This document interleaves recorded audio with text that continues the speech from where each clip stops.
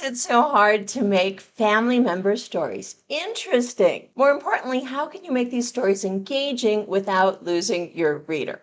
The answers to these questions are coming up.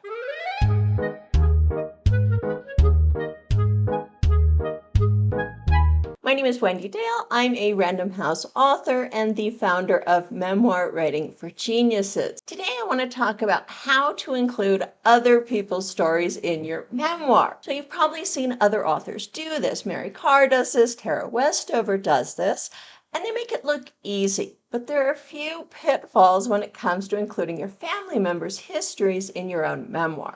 The main problem with doing this is that good writing always puts us inside the heads of your characters. So in fiction, this is really easy. If you're writing first-person fiction, you're inside the head of the narrator. And if you have an omniscient narrator and you're writing in third person, then your narrator is inside the heads of all of the characters. So basically, your narrator is God. As a memoir writer, unfortunately, you are not God. You are just writing a first-person account, so we are inside the narrator's head. Now, why is all of this so important? Why am I talking about putting me inside your head? Sounds a little schizophrenic. And why does the reader need to be inside your head? We'll talk about that at length in other videos. This is called subjective writing. It's what novelists and memoirists use to actually transport their reader. So it's incredibly important to watch other videos on the subject. For today, I just want to focus on the fact that telling other people's stories is a real challenge as a memoirist because we lose that ability to transport our reader, unless you do it in the right way. So how do you actually accomplish this? Well, the first thing you can do is actually tell another person's story while still keeping us inside the narrator's head. Let me show you how Tara Westover does this in Educated. I don't know when the man in that photograph became the man I know as my father. Perhaps there was no single moment. Dad married when he was 21, had his first son, my brother Tony, at 22. When he was 24, Dad asked Mother if they could hire an herbalist to midwife my brother Sean. She agreed. Was that the first hint, or was it just Gene being Gene, eccentric and unconventional, trying to shock his disapproving in-laws? After all, when Tyler was born 20 months later, the birth took place in a hospital. When Dad was 27, Luke was born, at home, delivered by a midwife. Dad decided not to file for a birth certificate, a decision he repeated with Audrey, Richard, and me. A few years later, around the time he turned 30, Dad pulled my brothers out of school. I don't remember it because it was before I was born, but I wonder if perhaps that was a turning point. In the 4 years that followed, Dad got rid of the telephone and chose not to renew his license to drive. He stopped registering and insuring the family car. Then he began to hoard food. This last part sounds like my father, but it is not the father my older brothers remember. Dad had just turned 40 when the feds laid siege to the Weavers, an event that confirmed his worst fears. After that, he was at war, even if the war was only in his head. Perhaps that is why Tony looks at that photo and sees his father, and I see a stranger. Okay, so there we get the story of Tara Westover's father, told very much from her point of view. She takes her father's story and she turns it into her story. So there's lots of first-person writing in here. I don't know when the man in that photograph became the man I know as my father. There are other places where she chimes in. Here's another one. Was that the first hint, or was it just Gene being Gene, eccentric and unconventional, trying to shock his disapproving in-laws? So there she's interpreting her father. She's turning this into her story.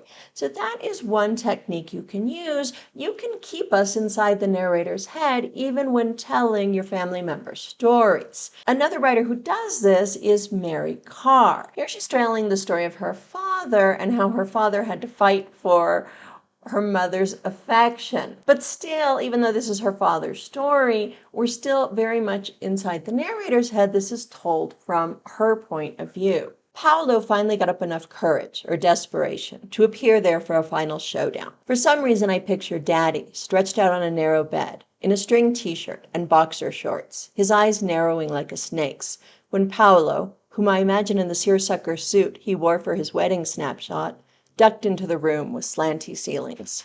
Mother was there to watch all this. At some point, the talk got heated, and Paolo called Mother a strumpet, for which Daddy was said to have stomped a serious mud hole in Paolo's ass. It was the first time Mother saw Daddy fight. After that, I picture Paolo more or less crawling down the stairs.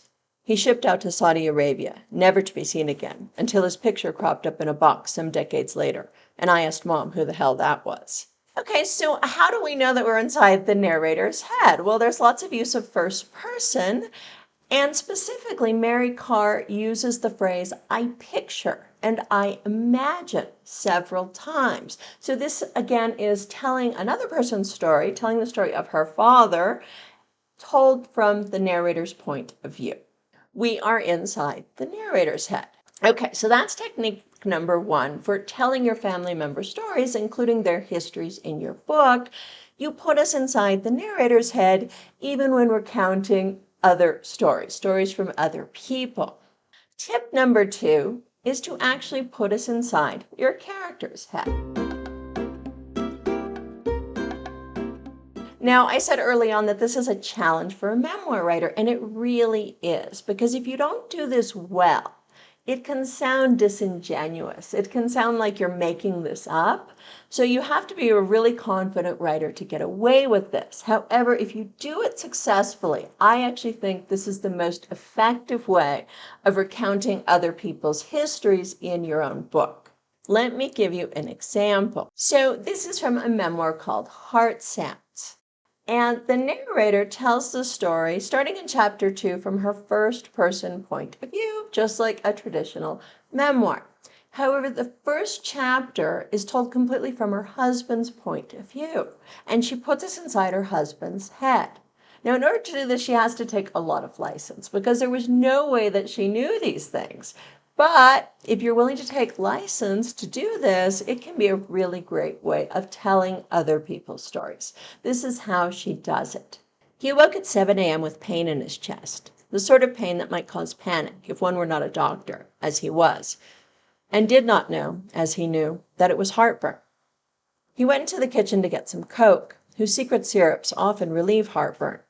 The refrigerator door seemed heavy, and he noted that he was having trouble unscrewing the bottle cap. Finally, he wrenched it off, cursing the defective cap. He poured some liquid, took a sip. The pain did not go away. Another sip, still no relief. Now he grew more attentive. He stood motionless, observing symptoms. His breath was coming hard. He felt faint. He was sweating, though the August morning was still cool. He put fingers to his pulse. It was rapid and weak. A powerful burning sensation was beginning to spread through his chest, radiating upward into his throat. Into his arm? No, but the pain was growing worse. Now it was crushing. Crushing, just as it is always described. And worse even than the pain was the sensation of losing all power, a terrifying seepage of strength. He could feel the entire degenerative process accelerating. He was growing fainter, faster. The pulse was growing weaker, faster. He was sweating much more profusely now, a heavy, clammy sweat. He felt that the life juices were draining from his body. He felt that he was about to die. Okay, so it's hard not to affect your writer emotionally with writing like this. And how is the author doing this? She does this by putting us inside her character's head, by putting us inside her husband's head in this case. Now, did she know all of those things? Probably not. She's taking a lot of license here. She's actually assuming a lot of things that he thought and felt. But it can be a really effective way to tell other people's stories. So that is tip number 2. Put us inside your characters' heads when telling other people's histories, telling other people's stories in your book. I'm going to get to tip number 3 in just a second. Before I do, please be sure to click like and subscribe. And if you'd like a free 7-part class on how to structure your memoir, click on the description in the link below this video. Okay, tip number 3. if you don't want to put us inside the narrator's head and you don't want to put us inside your character's head and take that license, tip number 3 is you can actually interview your character. So some authors do this in their memoir. They interview a family member to get the story. So this is what Jennifer Weiner does in Hungry Heart. Notice how she actually interviews her grandmother. Notice how the grandmother's dialogue actually helps tell the story of the author's mother and aunt. They settled in Detroit and eventually had 2 daughters. My Aunt Marlene, born in 1941, and my mother Frances, who arrived 2 years later. Marlene was the good girl, blonde, feminine, an academic standout, who skipped a grade and finished college at 19. Oh, yes, she was a handful, says Nana, her voice clear and vibrant on the phone. Nana celebrated her 100th birthday 6 months ago. Her mind is still sharp, and her memories of her younger daughter still make her sound both rueful and amused. She was the exact opposite of Marlene. She was fun, but hard to handle. She wanted her way, and that was it. Fran's lackey and worshipful sycophant was her cousin Sharon, Nana's brother's daughter. Freddie had come home from the war with a Purple Heart and courted and married Ruth, a war widow with a young daughter. He'd adopted Sharon, who was a year younger than my mother, and who, according to Nana, would have done anything for Fran's approval. Your mother would tell Sharon, "We're going fishing, but you have to get up early to get the fish." So Sharon would get up at 4 in the morning, and we'd hear her in the kitchen, making Frances her cheese sandwiches, and then your mother would make her go outside and dig the worms. Okay, so there you see that third technique in action. You can interview one of your characters to tell your family members' stories. The sample I just read to you, I actually find a little bit confusing because there are so many characters and so much going on. But I still think this can be an effective technique when it comes to recounting other people's stories in your own memoir. I hope you found this information helpful. If you want to learn more about subjective writing, I suggest you check out my video, What is the Perfect Ratio of Subjective to Objective Writing? Or here's another video on improving your prose, 2 common prose mistakes to avoid. Take care, guys. I will see you next time. Bye.